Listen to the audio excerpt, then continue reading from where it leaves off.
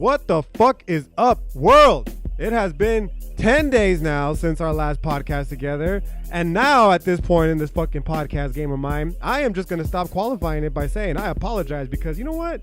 I don't apologize.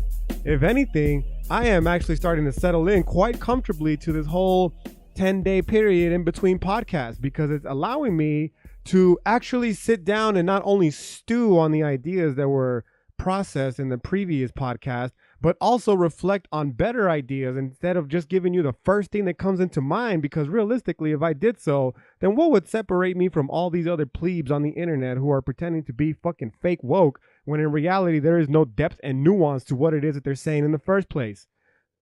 And also because I'm really busy, right? That's just my self-righteous and pretentious way of saying, what the fuck is up, man? It's nice to hear you, see you. I don't see you, but hopefully you're hearing this. I'm so excited to get back to this podcast. After the last one, just left me floored. My guest, Elvira Carizal Dukes with Dukes Comics. Shout out to Dukes Comics. Go pop that shit, right? She's an amazing person, right? Not just with her accomplishments, but also with her depth of knowledge. She's speechless. And, equally speechless with my previous guest as well, Manuela Gomez.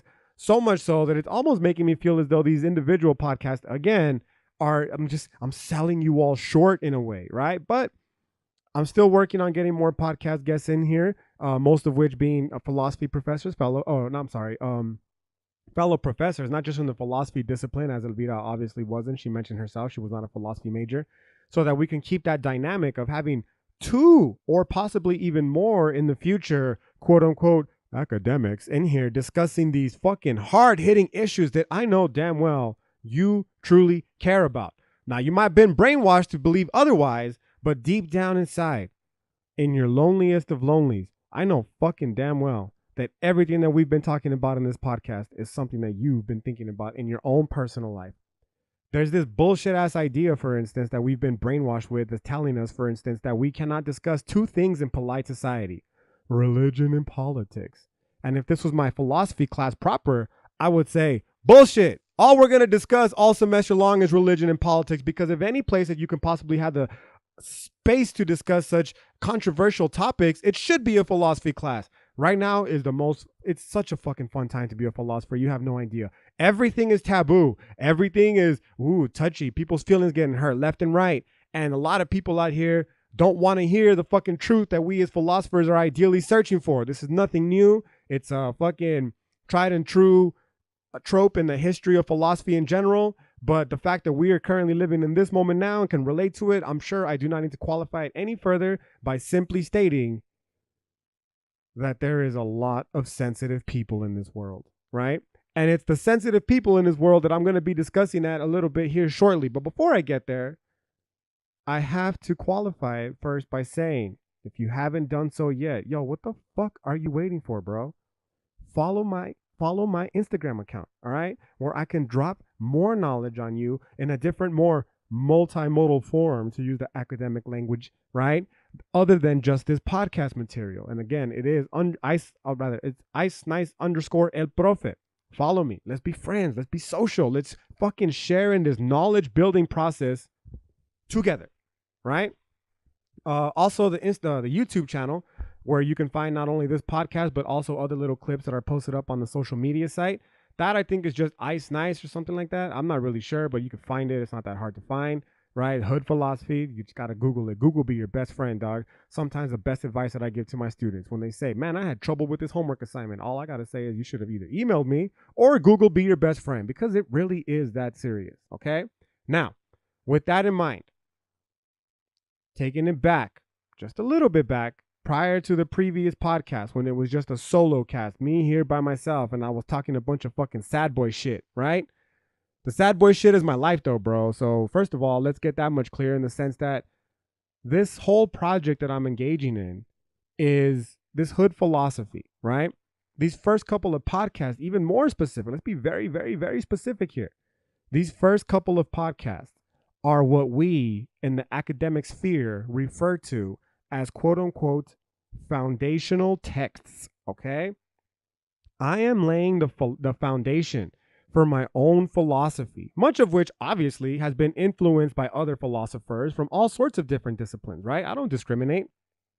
However, with that said, I've also qualified this by saying that this is a philosophy podcast. So for those of you all who have been wondering to yourself, like, yo, when is this fuckhead going to actually start discussing some real serious philosophy? Soon, bro. If you don't think my shit is real serious philosophy, by the way, how dare you? Right? I'm deeply offended right now. If I could see you right now, I'd say, sir, madame, I am deeply offended with you at the moment for not thinking the shit that I've given you in the first 8 podcasts is philosophy. But we'll put that aside for now, right? More specifically, what I mean by that is talking shit about things that have been established, that have been legitimized by academic sphere, most of which the majority of you all most likely associate with philosophy, like Plato, Socrates, Aristotle, Nietzsche, etc., and so on and so forth. Now, I'm going to get into all of that. But the importance of foundational texts first is to demonstrate how my approach is going to be different from all the other approaches that you can possibly pick up either online, through a textbook, or in a classroom itself, okay? And the reason is because my philosophy, my hood philosophy, again, just a quick reiteration, is a direct negation to this Western analytic tradition of philosophy that wants to tell us that prior to fucking Plato and Socrates and the pre-Socratics in general, that somehow this elusive truth that we were searching for, it was incapable of being perceived because every single fucking person and culture and society that existed before the ancient Greeks was incapable of doing so on their own. Come on, dog. Get the fuck out of here, right? Hood philosophy is a direct rejection of this bullshit-ass idea that if it's not a truth that comes to us from the fucking Platonic, from the Socratics, etc., the ancient Greeks, right, then it's not the truth at all.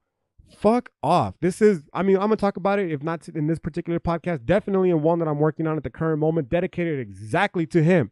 And that him is Jordan Peterson, because this Jordan Petersons of the world, he's just indicative of a larger problem, right, who maintain this view that if it doesn't come from a certain tradition and philosophy, then it's not fucking philosophy.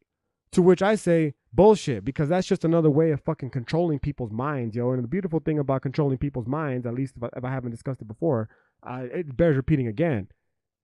If you can control the way people think, you can control the way people see reality, right? So when you get these fuckheads like Jordan Peterson who come along and say reality can only be one way, and that is the way that we have collectively established through the ancient Greek tradition, I say fucking piss on all of that, right?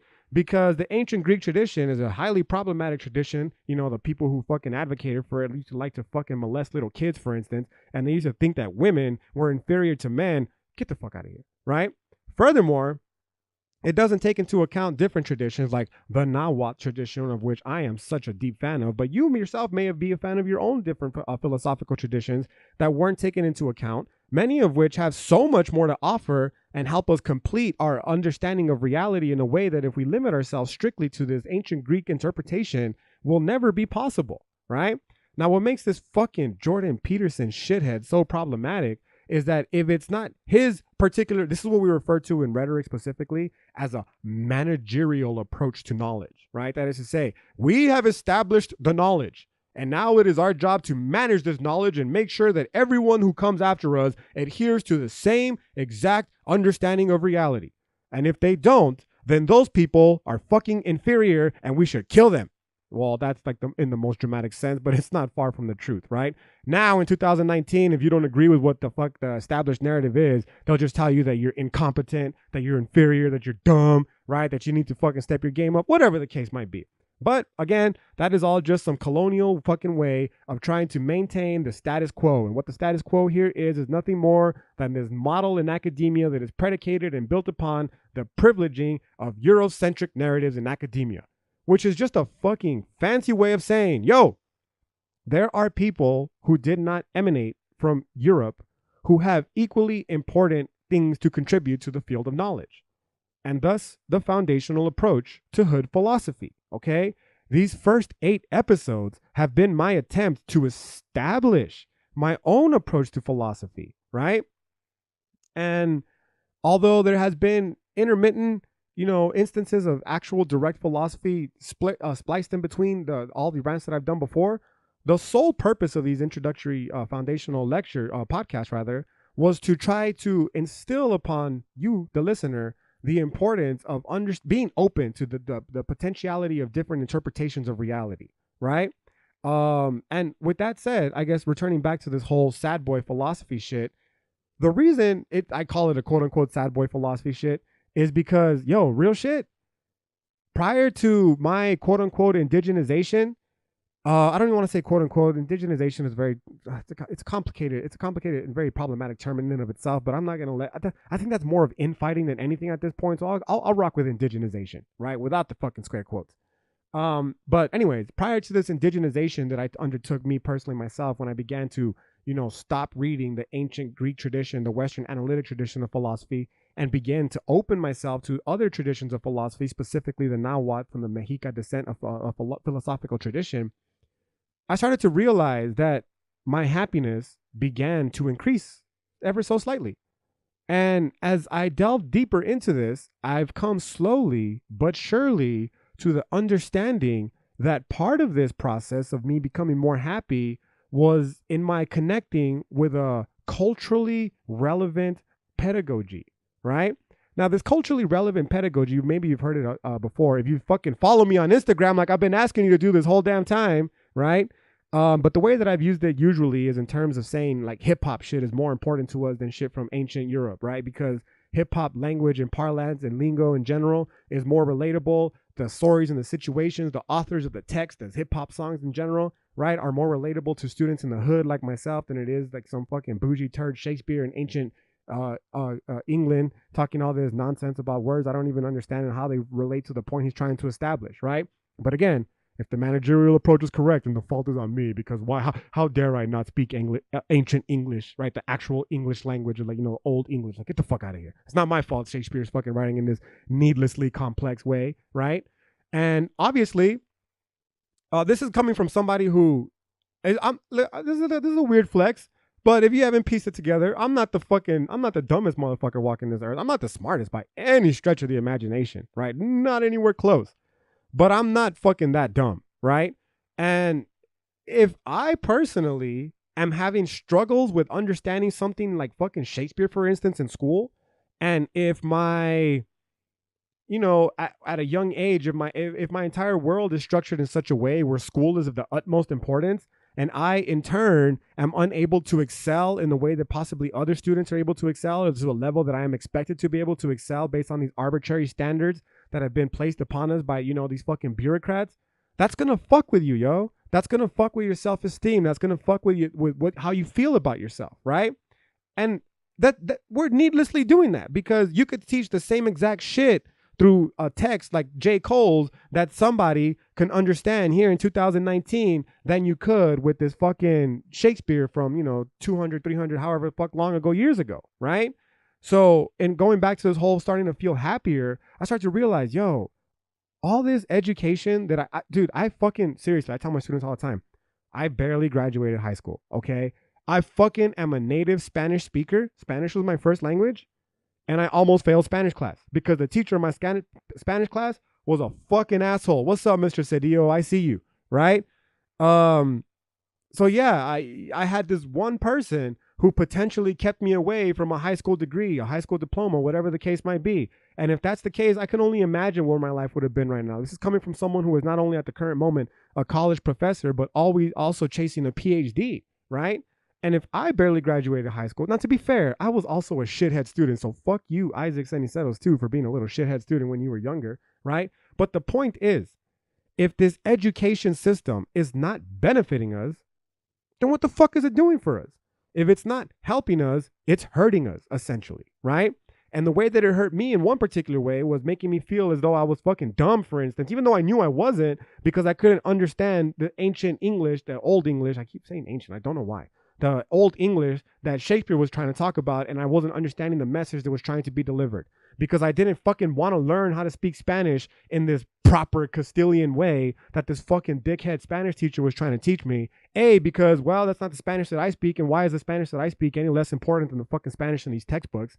But more importantly, because Spanish is not even the fucking language of the Mexica people, bro. You should be teaching me Nahuatl. I want to learn how to speak Nahuatl. I hear these people on Instagram speaking their Nahuatl, and it's a fucking beautiful language, bro. And it's a language that is necessary to understand, to truly comprehend the philosophy of our ancestors. And since I don't speak that, my understanding of this philosophy itself is relatively limited, which is a terrible shame. Terrible fucking shame, because this This is where the real sad boy shit starts to come into play, and where hood philosophy and the foundational text and all that kind of shit starts to really become important, right? The sad boy shit comes into play when I started to realize, yo, this fucking Western tradition of ontology. Ontology here is just a fancy ontology in general is just a fancy way of saying your understanding of reality. It's just reality in general, right? So this Western ontology, right, is basically this idea that what you were taught shapes the way you see the world. Your epistemology, the knowledge that you have, your knowledge foundation, right, shapes your ontology. Meaning, again, what you believe the world is going to shape and manipulate what the world you see is, right? Now, we're going to talk about this further detail later on. I was going to say this semester, but this is not my philosophy class. This is my podcast, right? Later on in these podcasts, when we start discussing the social construction of reality. But for now, the simple point that I'm trying to make to you is that if you've been brought up in such a way to believe that the world is only one way, namely the way that these fucking colonial Europeans have brainwashed us into believing, us being the children of indigenous peoples of Turtle Island, right? Then, and if moreover, if you don't know a world outside of that, you cannot even know the world outside of that because it's the only world you've been taught. So it's the only world that you know, right? Then you start to think that everything that you've been taught, there exists nothing outside of that. And if you're not finding happiness within this world that you've been educated within, you start to falsely believe that happiness can never be had. Because if fucking Jesus Christ isn't making you happy, as he never made me happy, right? Then, and moreover, if Jesus Christ, for instance, is the one, quote unquote, the one true path to happiness, and if it's not making you happy, then I guess that means you're never going to be happy, bro. Like, what the fuck? Get out of here. That is such ridiculous nonsense, okay? So when you have the sad boy life coming through is when you realize you lived the first fucking 24 years, 25 almost years of your life just sad all the time, probably because of your biological choices, not your choices biologically yet. Biological meaning what I'm trying to mean here is the genetics that I have, right? I'm trying to say that perhaps I was predisposed to have depression because of the genetics in my family, for instance, right? But what I'm trying to get to also besides that is the biological choices that we make, for instance, like our sleep patterns, our eating habits, our drinking water habits, our exercise habits, or lack thereof, with all of the aforementioned, right? Those undoubtedly influenced my life previously to this too, right? But the most important thing that was really fucking with me, and I started to realize after I've undertaken this indigenization process, is realizing just how insufficient this European ontology was for someone like myself. I do not see the world the way these people tried to brainwash me to believe that the world really was. And I never did. And that's part of the reason why I had such a fucking hard time in high school, because the teacher would be trying to teach me some shit and I would call him out on it all the time. Like, yo, this doesn't fucking make sense, right? The fucking going through Sunday school. Yo, you trying to tell me a 900-year-old man built an ark and put two of every animals in there? Like, this doesn't make sense, right? But again, since it was the only form of knowledge, the only epistemology that I was ever introduced to, I felt like the fault was with me. Again, this is this fucking managerial approach to knowledge, as I just fucking mentioned with this Jordan Peterson shithead, right? That is this, it is directly responsible for so much, not only unhappiness, but also so much conflict, so much needless conflict. Because again, according to these people, the truth, quote unquote truth, is either exactly what they say it is, or you're just a fucking idiot, right?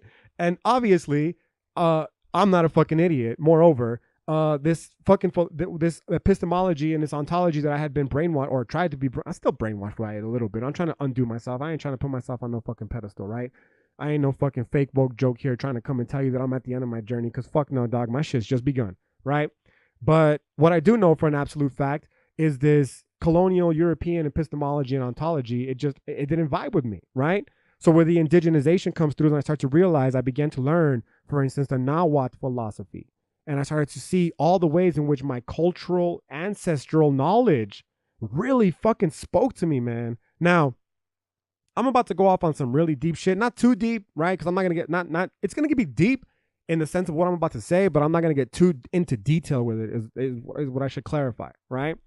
And the idea is simple, man. It may very well be that many of us just don't perceive reality the same way that we're expected to perceive reality, right? It may very well be, especially this social construction of reality is correct, as we will discuss in future episodes, that if our language shapes our ontology, if our language shapes our understanding of reality, And if ideas are conveyed to us through our language, right, then the language that we use can alter at the most fundamental levels our understanding and thus experience of reality, right? And if these ideas and if this language has been repressed from you in many instances, like in fucking Arizona, fuck all you motherfuckers in Arizona, all the bureaucrats, all the politicians that passed a law that illegalized Mexican American studies, right?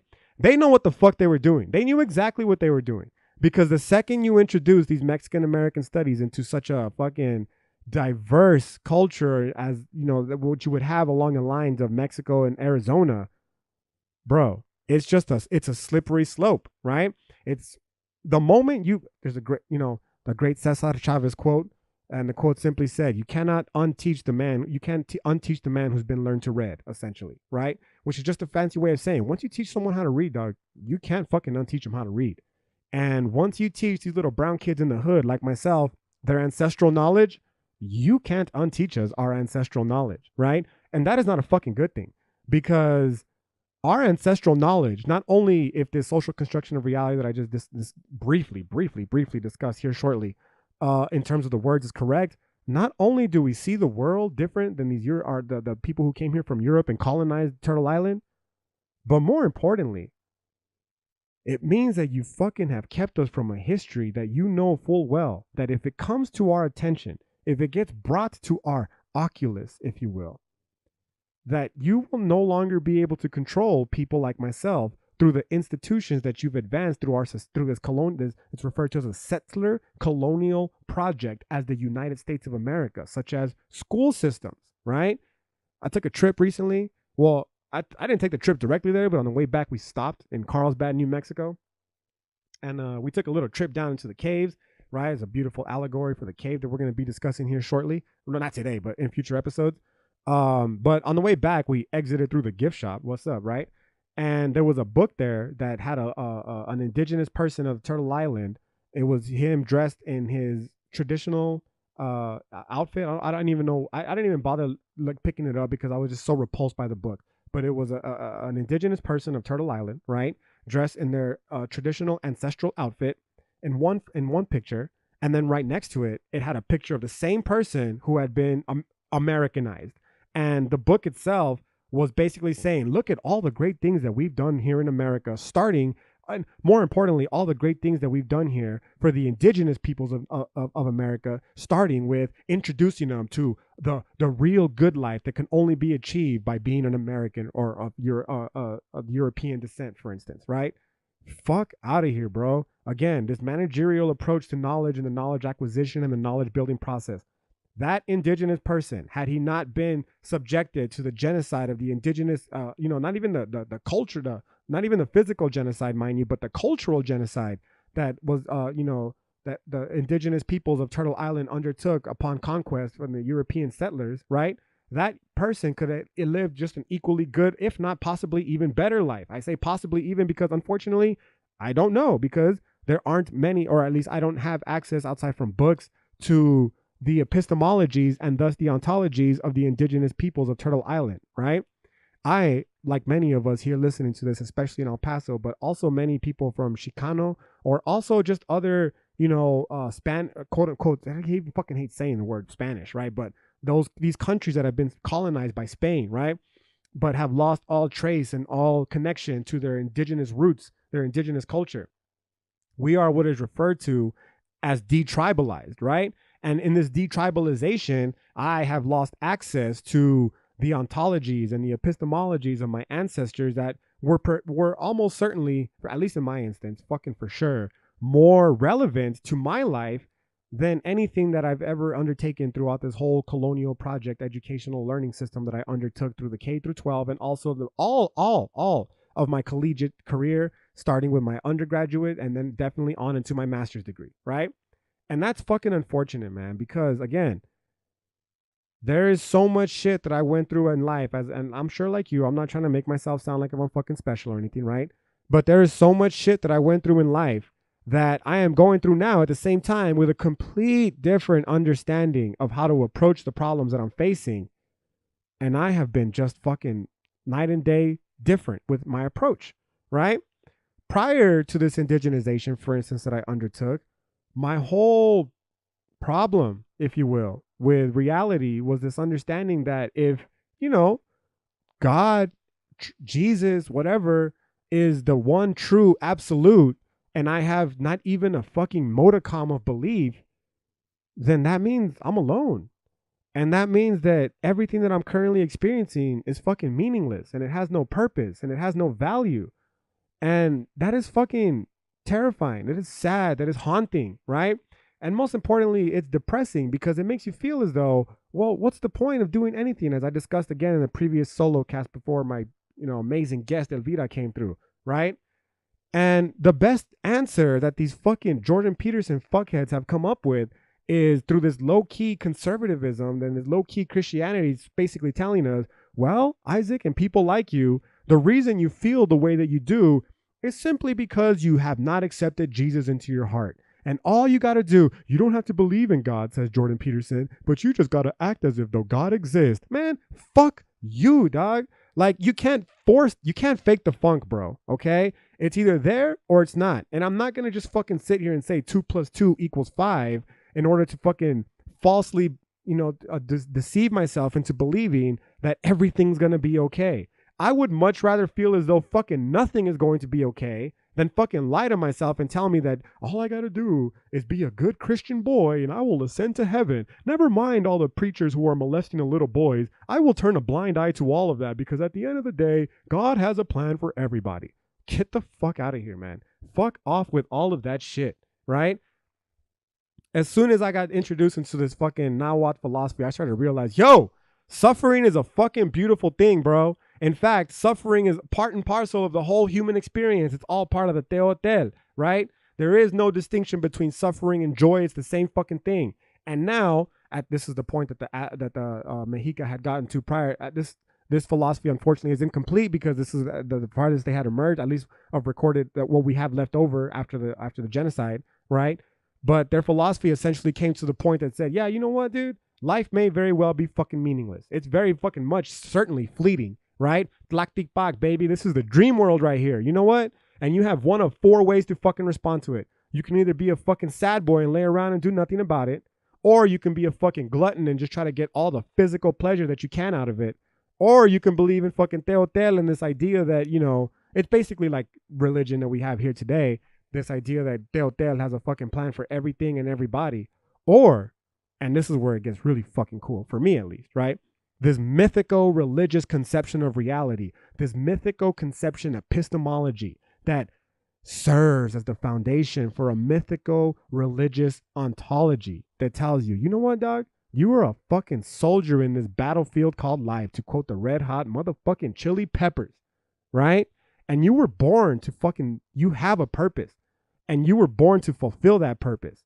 And every day you must fucking work to fulfill that purpose, irrespective of how you were personally feeling. You're tired, you're lonely, you're scared, you're happy, you're content, whatever. Man the fuck up. Whoa, man the fuck up. It's not gender exclusive, at least not for me anymore. For the Nahuas, it would have been, but not for me, dog. Right? Fucking own your shit, dog, to be as gender exclusive, to not be as gender exclusive as possible, right? Own your fucking shit and fulfill the fucking purpose that you were put on this earth to do. The suffering, the joy, it's all part and parcel of the process, right? And if you are, as the Nahuas were, let's say your purpose was to provide the 5th son with the dynamic force of blood through the heart, then you know what? Every fucking day that you wake up, your whole purpose should be devoted to fucking satisfying the 5th son with as much of this fucking dynamic fluid as it needs to continue into existing, so that you as a people can continue to survive. Now, obviously, this is problematic because you're going to want to say, well, does that mean that I can be like the Nahuas and go out there and just cut people's chests open?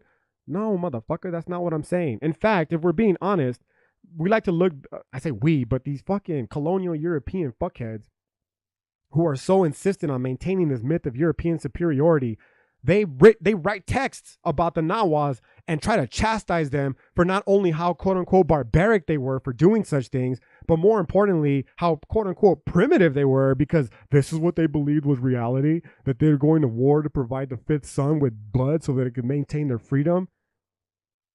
Bitch, how the fuck is any of what I just said about the Nawas any different from us right now currently in the Middle East fighting for freedom, right? There's no difference, bro, right? The Nawas killed people, American soldiers in 2019 killing people, right? The Nawas did it for the vital blood fluid. Who knows why the American soldiers are doing it? At the end of the day, though, they both believed one thing, and it was to maintain their fucking freedom, right? To ensure their continued survival. So how is it any more different and any more ancient and primitive and barbaric than what we're currently doing here in 2019?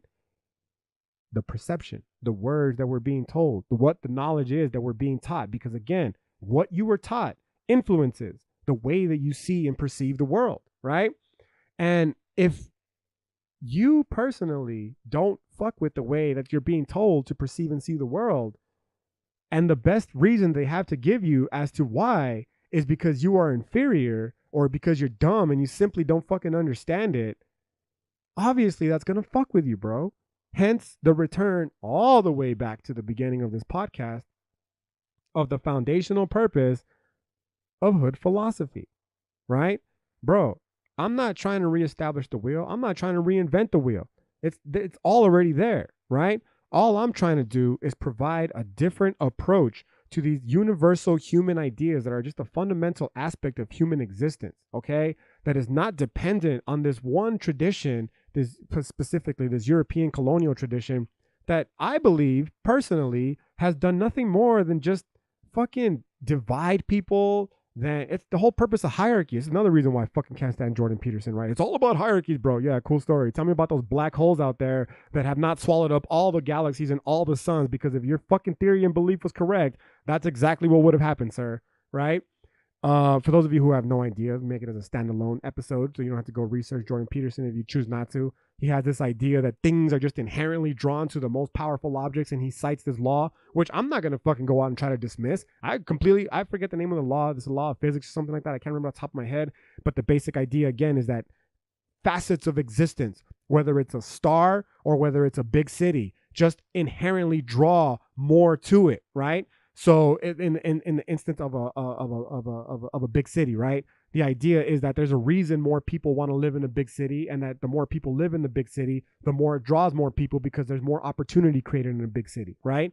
So this is Jordan Peterson's sneak tip fucking way of trying to justify his colonial tendencies by saying, well, the reason the colonial narrative is currently running the world is because it's just better and it offers more to most people, and because of that, it's going to draw more people. Right? And those that are at the very bottom, instead of complaining about it, they should just accept the fact that they are inferior.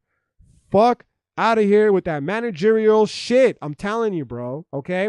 Because if that was true, there would only be one fucking major city in the world. If that was true, there would only be one fucking major star in the world, and every other fucking star, every other planet would have been drawn to that star. My fucking astrophysics is terrible, but the black hole example absolutely does relate. Right? If there was only fucking one black hole, the whole fucking, that one black hole would have sucked everything up and there'd be nothing in existence outside of that black hole, which is clearly not the case, right?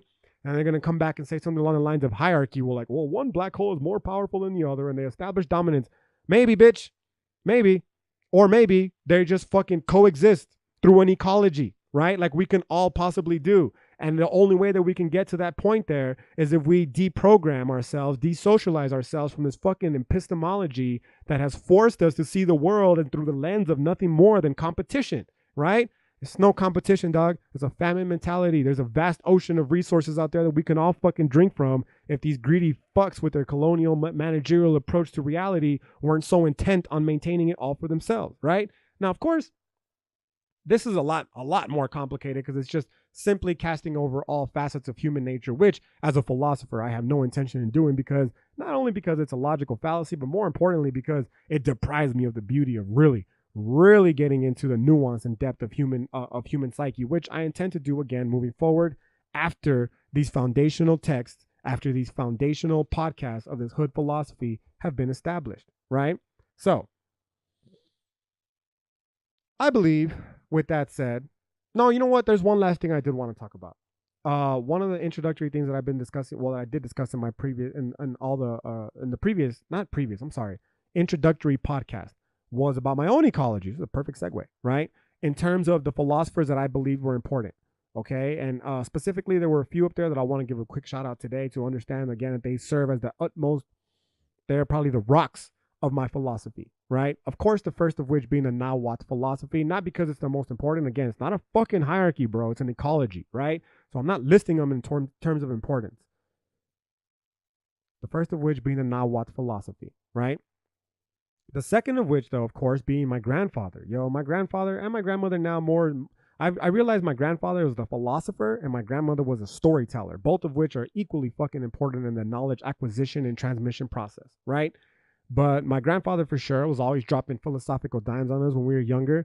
And the simple idea here is that if this colonial managerial approach to philosophy is correct, then none of what my grandfather had to say is relevant or important, let alone legitimate, even if what he said was on par with the shit that these fucking Plato characters had to say, knowing full well that my grandfather never fucking read a Plato book in his life, not because he didn't want to, but because that was not a fucking privilege that was afforded to my grandfather because he was too busy working to fucking survive, right? And yet he was still able to come up with these ideas that these fucking, fuck Plato, for reals, fuck Plato, right? Get the only credit for it. So the third one would be in the ecology would be this Nietzschean interpretation. And I'll end it with the Nietzschean interpretation because in regards to the Jordan Peterson thing, in regards to everything that we've been discussing so far, is most likely the most important one. Now, I'm going to get even, man, fuck you, Jordan Peterson. I got some shit for you, dog, for real, right? But for now, I'm going to keep it brief and say that one of the biggest things that he hates is this whole postmodernism. And it's funny because he people misattribute Jordan Peterson as this Nietzschean character, and yet fucking Jordan Peterson is either willfully ignorant or just unaware of the fact that Nietzsche is basically the fucking forefather of postmodernism, right? And the reason is because Nietzsche, obviously, through his quote that there is no one single truth, there is only interpretations of the truth, right? That's exactly what postmodernism is trying to say, right? But where you get this Jordan Peterson character that comes along and say, well, what if everybody's correct and nobody's correct type deal? Like, I'm obviously summarizing here, right? I'm reading through the lines, if you will. But that's not the fucking point that postmodernism is trying to make. It's not the point that Nietzsche was trying to make either, right? The point is not that there are infinitely many fucking truths out there and that because of that, there is no one absolute truth. That's not the point. The point is to step your fucking game up, dog, and realize that there are other people in this world who do not see reality as you do, who do not understand reality as you do, who do not, more importantly, agree with what it is that you believe reality is. And that just because they are this way does not mean that they are fucking inferior, that they are stupid, and that they should be fucking marginalized. It just means that you, as this person who fucking is intent on maintaining this myth of European superiority through his managerial approach to fucking ontology, but certainly philosophy, are a fucking asshole. That's all that means, right? All we're saying is, my voice is just equally important as fucking Plato, Aristotle, Socrates. My grandfather's voice is as equally important as all those ancient Greek philosophers, right? And B, you need to learn from as many different possible fucking perspectives that exist out there in order to have a more nuanced and in-depth understanding of the one absolute truth, assuming that it even does exist in the first place, right? That's all we're saying, bro.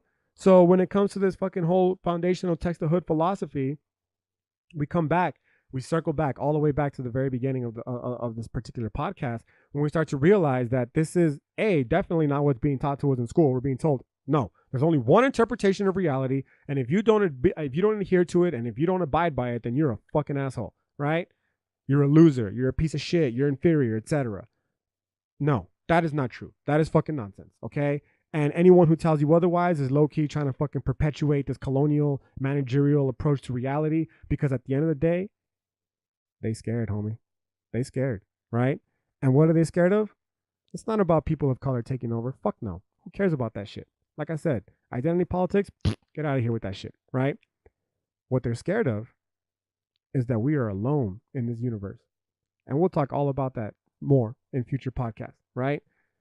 God is dead, baby. That's what Nietzsche said, right? And then the religious people come back and said, Nietzsche is dead, said God. But those religious people, unfortunately, have no idea what my boy Nietzsche is saying when he says God is dead. God remains dead, and we killed him, right? But thankfully, through his podcast, I'm going to hook y'all up to let you all know exactly what it is that he meant and why it is that these fuckheads are so afraid, right? But before we get there, I'll finish off with the last point, I guess the overall arching point of the, the postmodern approach, I guess, if you will, to the knowledge building process. And that is simply to say, it's not about there being infinitely, yes, there is, you know what? It is about there being infinitely many truths out there, but it's about more than that. It's about you being able to learn as many of these different positions as possible, as opposed to being so dogmatic and stuck with only one, so that hopefully you personally can gain a larger understanding of this fucking vast, massive mystery called life. Now, you can settle for just having one very limited understanding of reality, or you can fucking step your game up, dog, and get as many of these understandings of reality as possible and try to piece them together in such a way that can help you navigate this experience in a more functional manner, right? So, with that said, I think this is about as good enough time as any to put this bad boy to an end. As I said, I'm looking forward to doing many more of these to come. Hopefully, 10 days seems to be about the amount of time. So maybe in 10 days time, maybe less, depending on how, personally everything's going on. But until then, I hope you all absolutely enjoyed this one. And if you didn't, fuck you. If not because fuck you, how dare you not like my shit, but because come on, dog, there's 9 of them already by this point. And if you're still listening all the way to this point and you still don't like it, like what the fuck? What are you waiting for? Why don't you let me know, right? And maybe I'll take it into account, right? But if you did enjoy it, I appreciate the love, and I'll be seeing you again here shortly for my next grito. Until then, peace.